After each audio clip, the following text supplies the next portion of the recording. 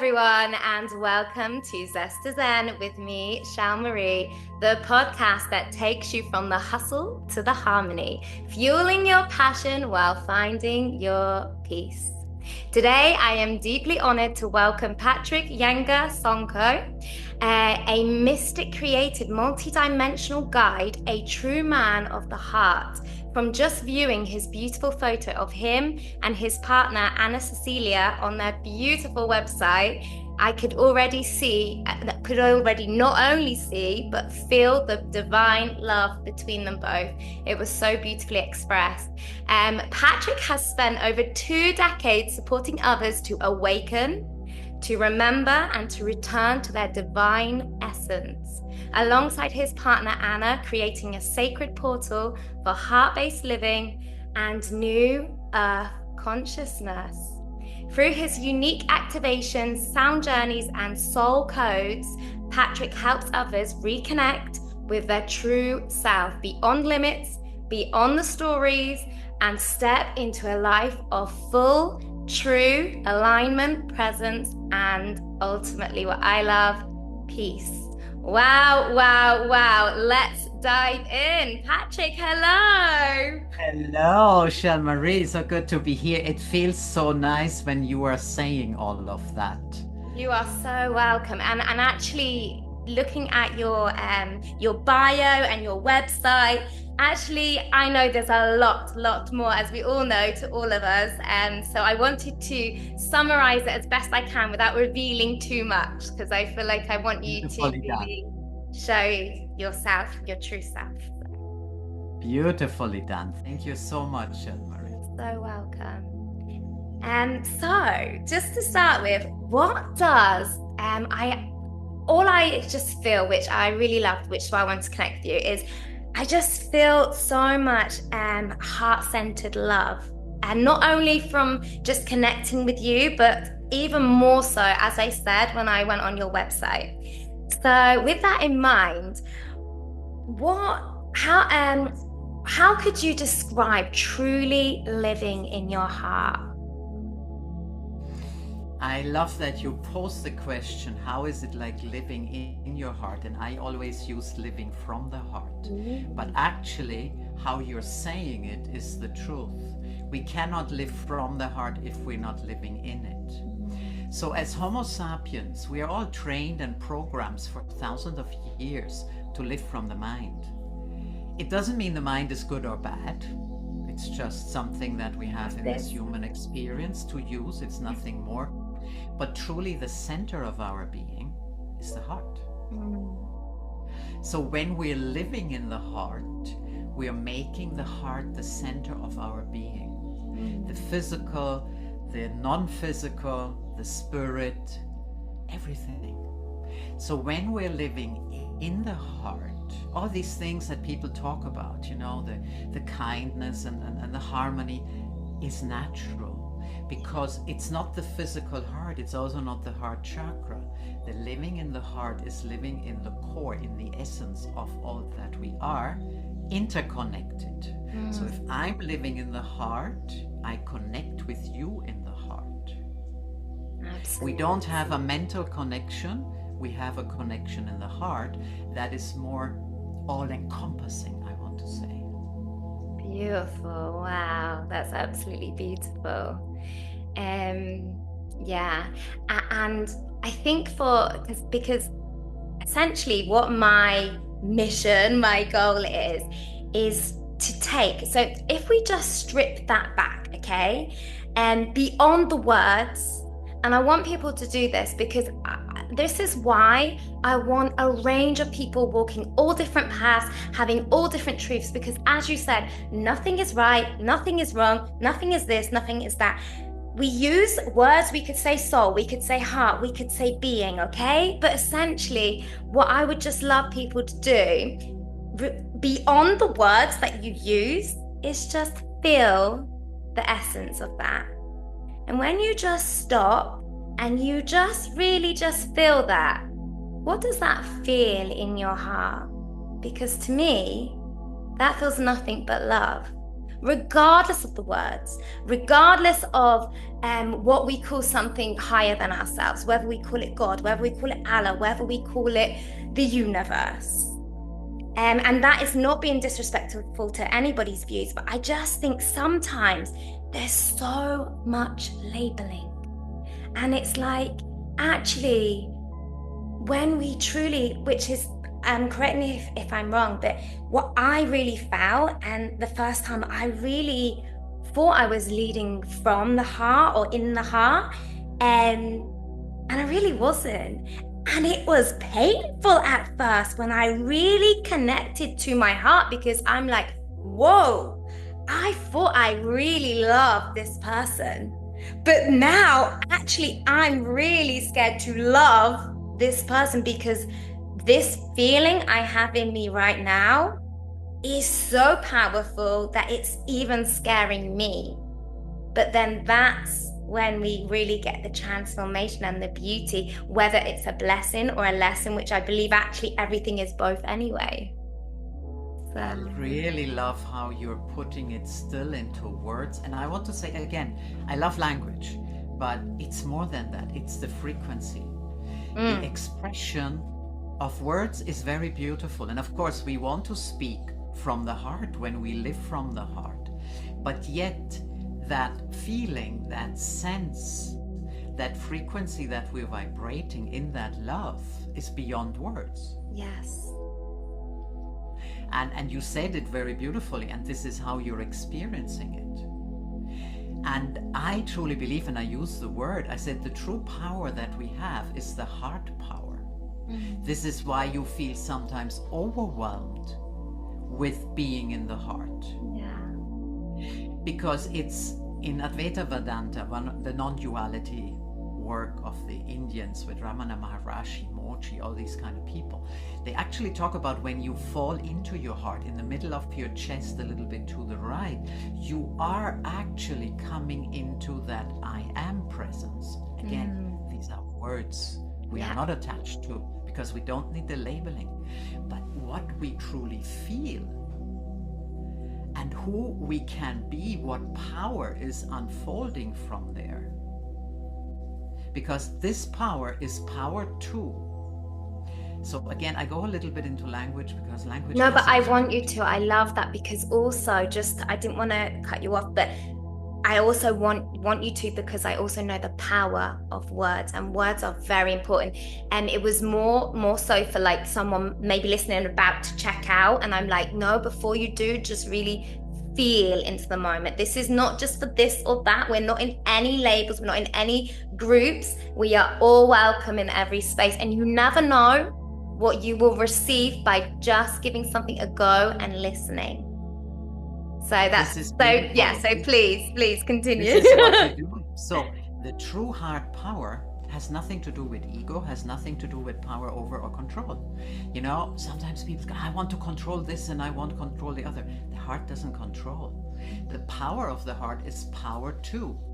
So in English, we have words like creativeness, relatedness, and often that means the power to create, the power to relate.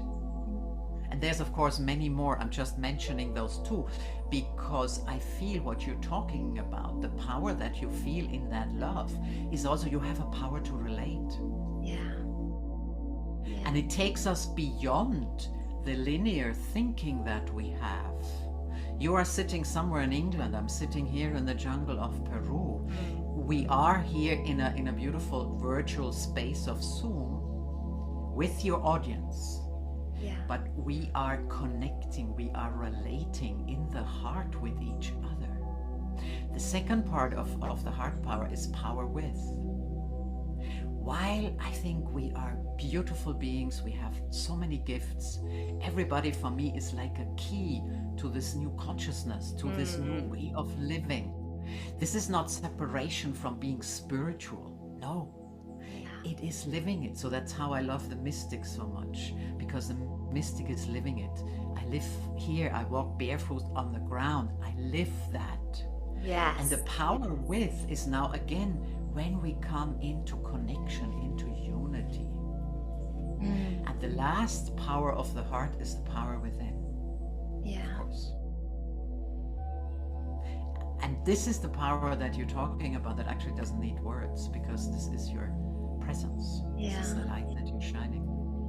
That's absolutely beautiful. And one thing that I want to comment on that I felt like just before the podcast, I was obviously having a look at your website, and I found so many synchronicities, because at the time of when I wrote this, I don't think I fully understood what I was writing, but I do now. And one thing, I don't know if you saw it, that I have on the top of my most of my websites or my profiles is, it's time to get out of the mind and into the heart. Well, I say out of the head and into the heart. And everything you just said, I feel defines that. But to think about our listeners and the journeys they're on, and maybe what they're experiencing in their life, because I think it's very easy, as we say, sitting here, and we know that it doesn't just abracadabra, this is now me and I came out like this. Like, usually there is a big process. So with that in mind,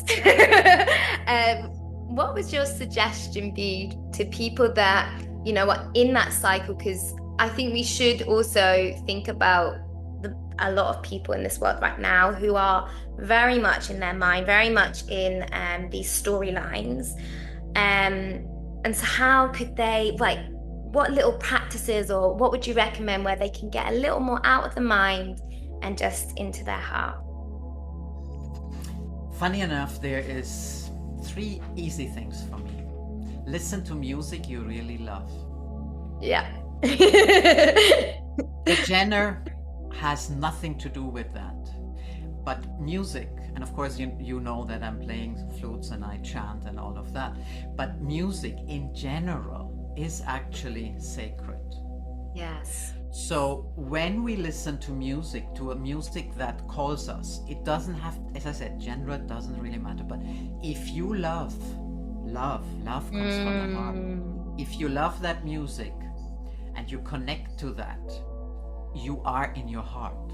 Yeah. If whatever that music is music that you can dance to, you bring it actually into your body. Yeah. You don't need to go to anywhere, to a big place. You can just do it here and now in your home. Absolutely. The second part for me to come into the heart is nature. And you know what? It works for everyone. If you live in a big city and you have a park close by, or if you're going to the countryside, or you live like me in the jungle, but in any case, when we connect to nature, you're connecting to the heart. Because nature, although it's out of balance, and we know all of this, but the essence of nature is harmony. When we take all the concepts and labels of survival and all this nonsense out, when we leave nature alone, it's in harmony. And that harmony is love. So whether we're just walking very consciously, whether we touch the ground, whether we touch a tree or hug a tree, it doesn't matter. Again, for me, it's not the spiritual separation, because we are all one here in this body right now. And the last one for me is the breath. You don't need to be a breatharian, who doesn't eat anything and only breathes. You don't need to be a breath worker. You don't need to be an expert in pranayama. All these things are beautiful. Yeah.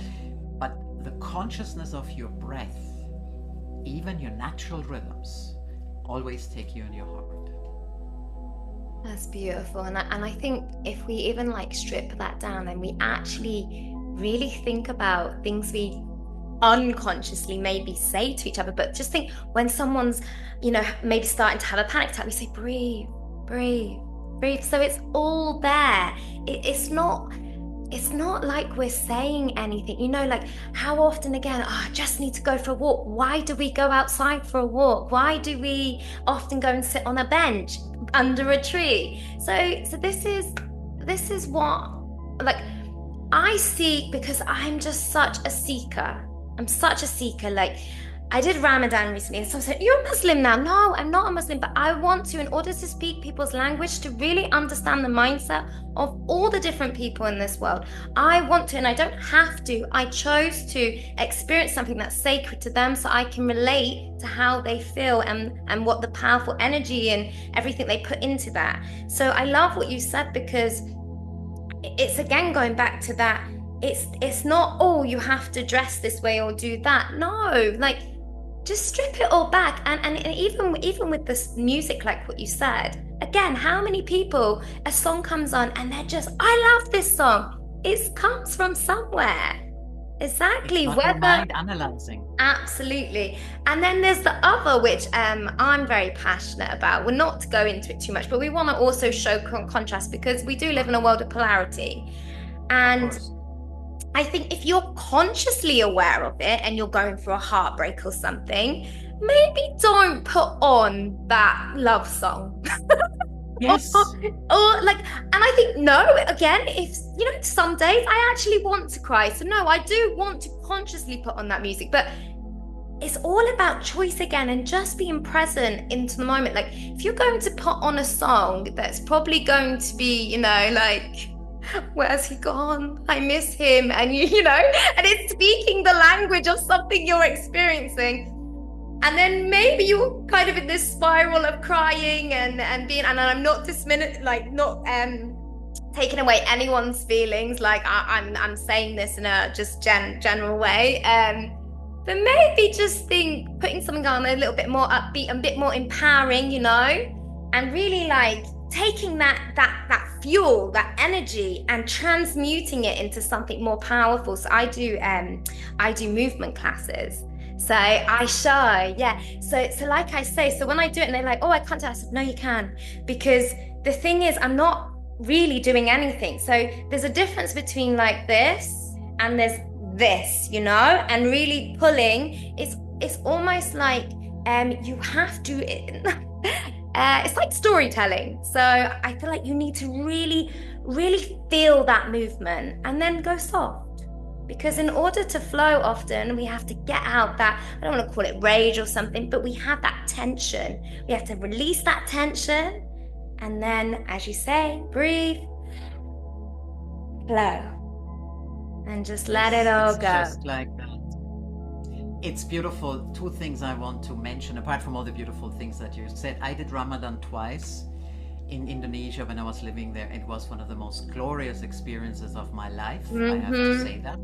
I didn't become a Muslim or anything like that, but as you said, you're connecting to people on a very different level. You are moving around all day long, nobody is eating, you are together in something, and then breaking the fast with the dates in the night. It was just glorious. Yeah. So as you said, it's having that courage to go beyond your own comfort as well. And that's what it was, is I did an 8-day fast in Bali, water. And before that, I remember doing 3 unconsciously, and was like, I had so many stories, and I was constantly counting the days. And then the 8 days, wow. And then I went, oh, I'm going to do that 8 days again because I felt like this. And I thought, no, Shelley. No, because if you're like, oh, I'm going to do, well, no, that's not, where's the next step? Where's the challenge? And it just happened that, because I was living in, before, ironically, living in the UAE for 5 years, never did it. And then at the time when literally no one around me was doing it, I was like, oh, I'll just miss all the celebrations and all the break in the fast, and like what you say, all the incredible experiences that you have in the UAE and in all these other places. And it was like, no, you're going to sit with this and you're going to honor this. And I cooked those meals with love, and I sat with love, and I just made it still such a sacred experience, because ultimately we're in charge of our reality. So yeah. And the other thing I want to go into, because I feel it's so important, we often see the heart as emotional and the heartbreak and all of that. That association for me, yeah, because you're supposed to love with your heart and all of that. But I feel a heartbreak is actually a very enriching experience, because we learn to understand how much somebody else means to us. Wow, what a beautiful If we're gonna be with that person forever or not, it doesn't really matter. I feel, regardless of if it was a bad experience or a good experience, we don't need to go into that. But actually, I feel a heartbreak when a relationship breaks and a love seems to fade away. It's not a bad thing. And I feel for most of us, when we're in a relationship, we give our heart in one way or another. Yeah. So how can, when it comes to an end, be so horrible? And of course, when then this cycle is completed, and in our relationship, of course, you mentioned Anna Cecilia a couple of times, we are evolving in our relationship. So we're having heartbreaks because sometimes, it's not like the way you want it or whatever, but we're evolving then together.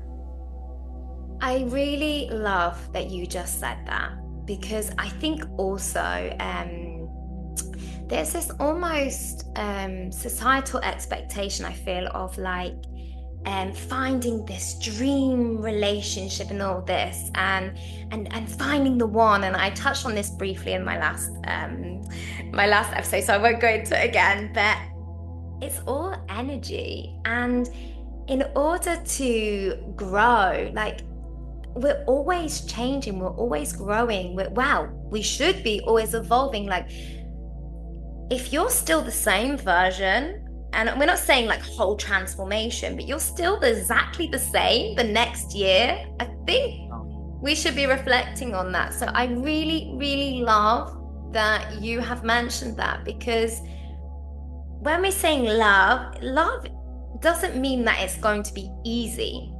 Because actually, when, like you say, you really, really, really love someone, and not just a person, like an animal, it almost has that. You have to put the trust in and be vulnerable in the unknown, because we should never be controlling love. And if we are so certain about the love and the outcomes, then we have to be considering what our stance is on that, because I feel like we should be able to love, but unconditionally, because nothing belongs to us.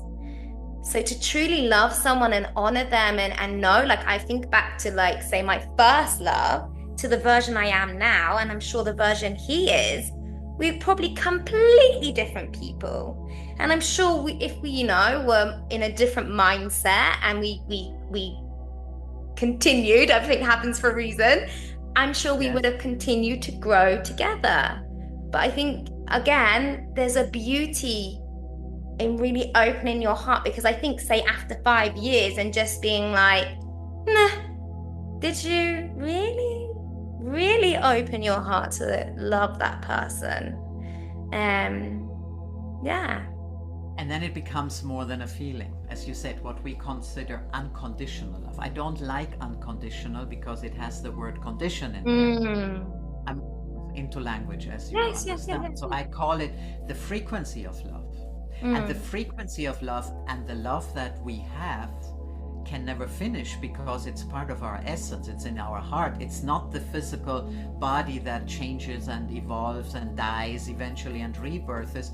Love is actually one of the unlimited sources that we have. So isn't it then a blessing that we could share that love with someone?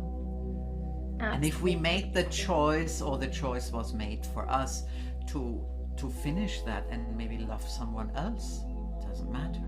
And if we choose in a relationship, so Ceci and I have this thing, her hand and my hand come together like this.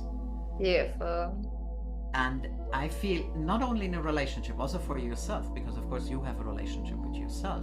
If you do that in yoga, we know you're bringing all the opposites, you're bringing all the polarities together. Yeah. So all that you are comes together. You're open to all these new frequencies are coming in, our current awakening, ascension, all this good stuff. And we're bringing it together. So this is how we evolve. And it's more than a change, because we truly let what was past behind. Beautiful. And this is living from the heart. And the mind becomes a beautiful tool. It's so interesting. I don't use a mindset anymore. We are just completing our Awakening Essentials, a 7-month course that takes people really to the essence of unplugging. So it's like, take out that block from all these labels and all that stuff that blocks you and holds you. In the second part, so we make it like recipes. Beautiful. It's nice and light. In the second part, we do the unlocking. So who am I in that wholeness that I am? And in the last one now, we're doing the unifying. So how do we really come together? But what I want to share, one of the participants, sort of halfway through it, she said, you know what?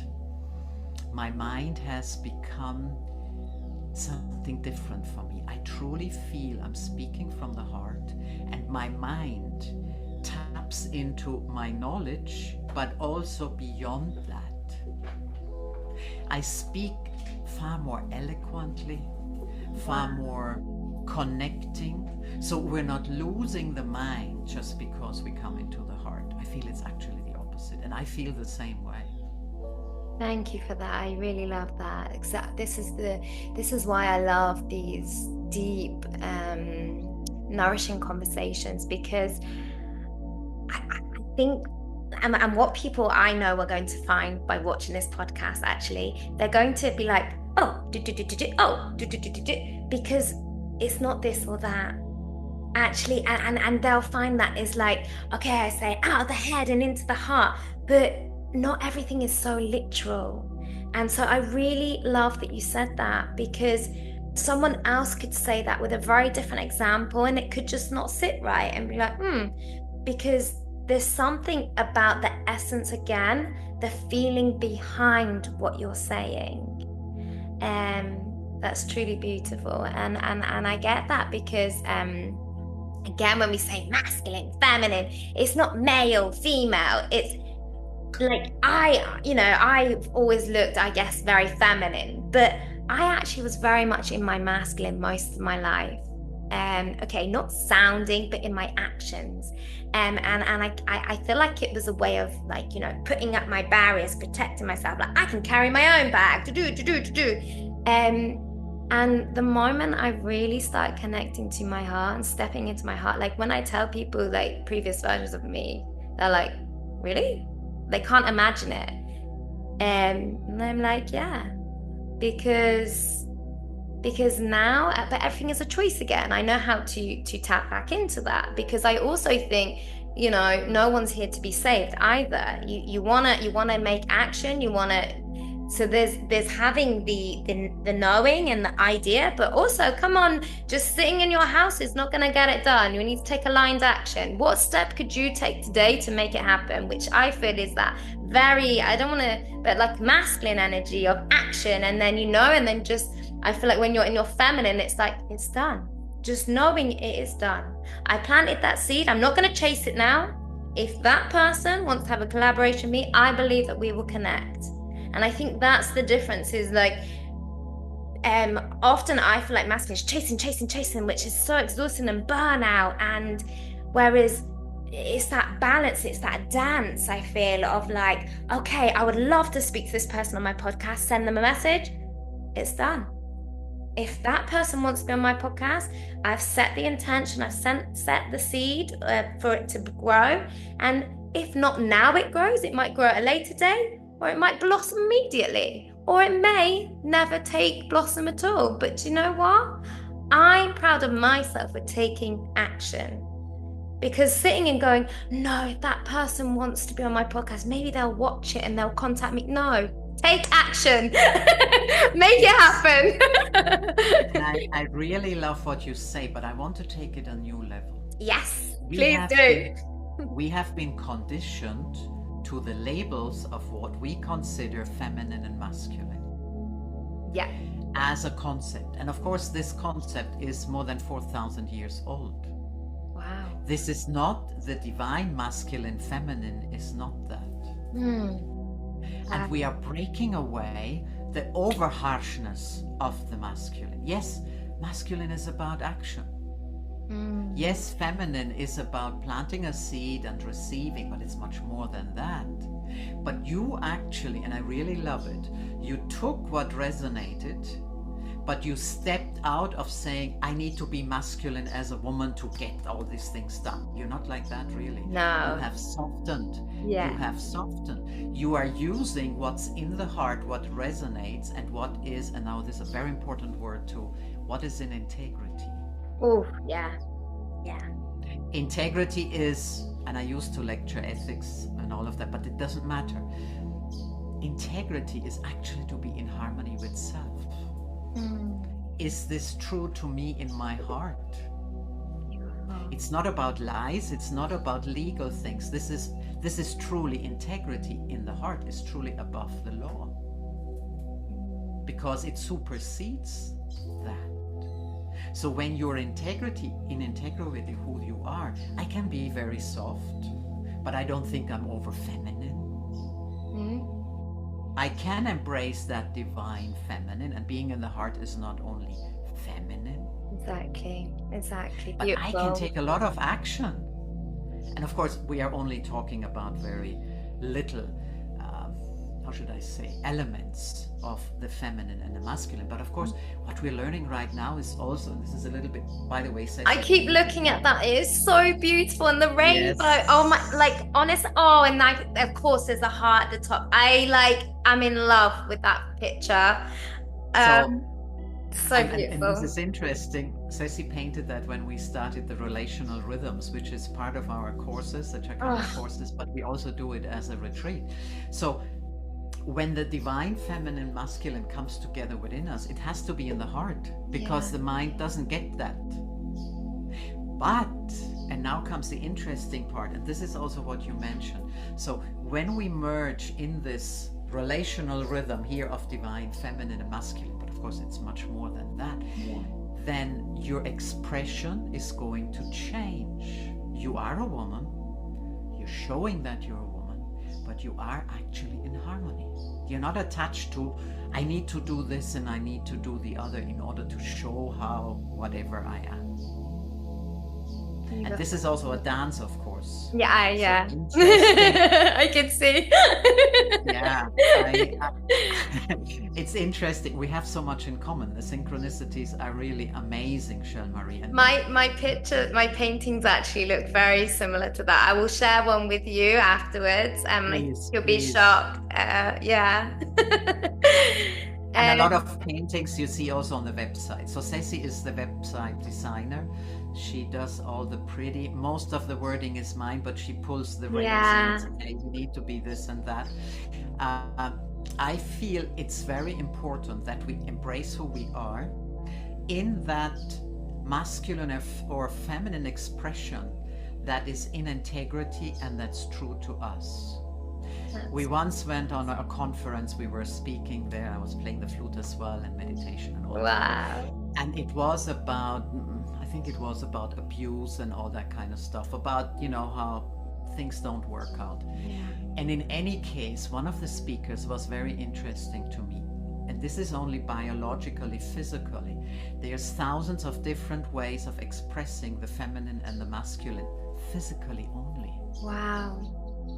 So how many ways we have to express to be a man or a woman? I don't need to be feminine to do X, Y, and Z. You don't need to be masculine to do X, Y, and Z. You are that woman who has access to whatever you want. Yeah. It's that dance. It's that, isn't it? We have access, and we've chosen a male or a female body, or of course now we need to be politically a bit more correct. Another podcast. Yes, whatever else you choose, because I'm not judging, but you need to find your way of expressing that. Yeah. Without the label. Yes. And that's the heart, isn't it? That's being in the heart, and without any judgment. Yes. And I really love that you said that, because an example that came straight to mind is, and this just, I think will just show an example, a real tangible, real life example for somebody. I just from having a very strong mum and role model, and she was very much you want to get something done, get it done. So I had a lot of things that I didn't realize you can get help and support with that I just knew how to do. And so, for example, I knew how to change to do the air on my car, like the tire, okay, for the air. The car tires put the air inside. And so there, and in the dipstick and the oil and all that. So I'm there, and obviously I've been doing it in the UK in the rain and all this. I'm used to doing it. Okay. So, and again, I'm not saying I'm masculine or feminine, but I'm probably, being a little bit more aggressive and getting it done. It's cold. And so obviously I go to Dubai and I'm living in Dubai, and I go to just pull up and do my tires. That's what I do. I had 5 men run across from leaving people with the petrol. No, ma'am. And I was like, what is going on? And they're like, absolutely, get in the car. And I'd never had someone treat me like that before. And honestly, I was really overwhelmed. And it was like, and again, it was like, there were so many moments, because I think people think like spoil this or that, but that was something for me which was such a contrast to a way of living that I had before, that I didn't realize at the time, but it opened so much inside of me, because I was like, whoa, what do you mean you're going to do it for me? Because in my mind, I'd never had that. And yeah, it was a really, really transformational moment for me. I really love that you bring that in, when men offer support, help for women, it's not always to overpower. It's not always to control. Thank you for it's that. Maybe not chauvinistic. It's nothing like that. And I really love that you, although you were brought up in another culture where women have to stand up for themselves. I lived long enough in New Zealand. I have a good sense of that. But you stepped back and you allowed these men to be the men that they have learned to be, respectfully. Yeah. And that for me is also integrity. It's not about right or wrong. No. It is about being in integrity also with others, to receive. Yeah. It doesn't mean it's useless that you can change your own tire. I think it's fabulous. Yeah. I don't see that as a male or a female attribute or skill, no. But if you're living in a culture, or if you are in a situation where a man wants to offer his support and his help in a situation that he has learned to be a man, Yeah. it takes a real woman to accept that. So thank you. Yes. Thank you, because I had how things come back to remind you of how you acted in certain situations. So I remember my ex-boyfriend always wanted to hold my bag for me, and I'd be like, no, like I'd never understood it. And that, as soon as that happened to me, there was things that came back to my mind in Dubai, and I remember I was presented with the opportunity again, which is ironic. And I didn't know this person. I was walking along the beach, and he said he wanted, he's walking alongside me, wants to talk to me, get to know me. And he's like, please let me hold your bag at least, like, because it's, quite big. And the part of me was like, no. And then I was like, allow. And the difference in how he then responded to me and how I felt, you can't even describe that. I felt just, even if nothing develops from that, I just felt in that moment, wow, like this person wants to take care of me a little bit. He wants to, ease up something that's in my life. And it's like, even if, it is with an intention or something else, we don't need to go into that. But it's the fact that actually, even like just allowing someone to open the door for you, not being, like, oh, I can do the, walking through it. Just, I think there's just that kindness, that politeness, and just like what you say, I think just allowing people to feel how they want to feel in that moment and receive. And I feel it's so important, you know? It's not like I've learned to be like this as a man and I need to act like that all the time. Or you as a woman, you need to do X, Y, and Z. We're not talking about labels. No. We're not talking about the programs we have as men or women. There may be an intention behind it, but as a man, it's nice to support a woman if I want something or not. Exactly. And the same for, I mean, we're very stereotypical at the moment, but it's more like if a woman sees that a man needs help with something that he has two left hands and the woman comes in and supports it, it's the same. Exactly. It doesn't need to be so black and white. Mm-hmm. Yeah. But I feel that is living from the heart. That is being in the heart. Yeah, I think if we go beyond the genders, it's like, not to associate with a child, but how would you treat a child? And like children, you know, are so innocent. How would you treat a child in that situation? Like, regardless of someone's intention, whether they're male, whether they're female, whatever, it's like you see that that person needs some maybe love that day or some help. What would love do? This is a very important question. What would love do? I think it was one of the first questions that really got me more than 20 years ago. Wow. When I started that journey of sharing.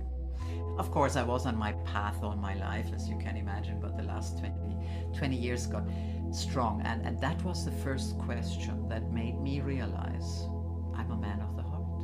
What would love do? Beautiful. It is really a simple question that is old in a way that, I don't know, maybe they started this 30 years ago. But if we really ask that question, then we're asking actually, who am I? Yeah. Who can I be? Beyond the all physical, the gender, the labels and whatever. Who am I if I can be that love that I am? Beautiful. And that's also awakening. So what would love do? Of course, love would receive all these new frequencies and that new consciousness. Of course. Why would I limit myself, as we said before, to who I was last year and 20 years ago? Why would I do that? If I can evolve, if I can expand my consciousness. Love would always look for love. Yeah. Beautiful.